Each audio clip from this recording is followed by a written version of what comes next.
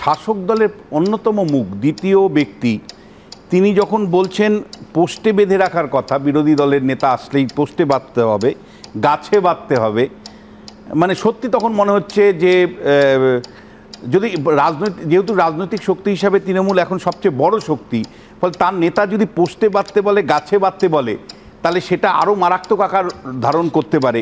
সেটা আমরা post election violence 2021-এ দেখেছিলাম যে মাত্র 5 দিনে 35টা মানুষের মৃত্যু ঘটেছিল, কয়েক হাজার মানুষ বাড়ি ছাড়া হয়েছিল। ফলে অভিষেক বন্দ্যোপাধ্যায় যেভাবে আজকে কথা বলেছেন সেইটা অনেকটা আমার কাছে মনে হয়েছে যে অনুব্রত মণ্ডল যেমন কথা বলতেন বোম মারো, ঠিক ওইরকম একটা কথাবার্তা, মানে যেন শওকত মোল্লা বলছে। আপনি যদি মানে ছবিটা দূরে সরিয়ে রাখেন তাহলে মনে হবে শওকত কথা বলছে অথবা মানে অনুব্রত মণ্ডল কথা বলছে।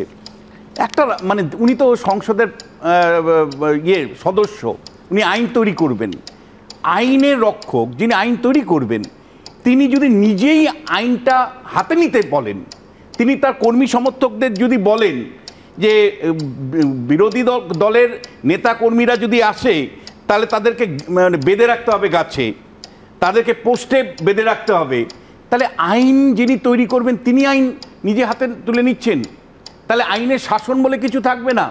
মানে এই ভাষাটা আজকে অভিষেক নিজে নিশ্চয়ই বিচার করবেন যে তার এই ভাষাটা কতটুকু রাজনীতিবিদ সুলভ আর কতটুকু গুন্ডা সুলভ। একেবারে কার্যত একটা গুন্ডা সুলভ কথাবার্তা তার মুখ দিয়ে প্রকাশ পেয়েছে, যেটা পাওয়ার কথা নয়।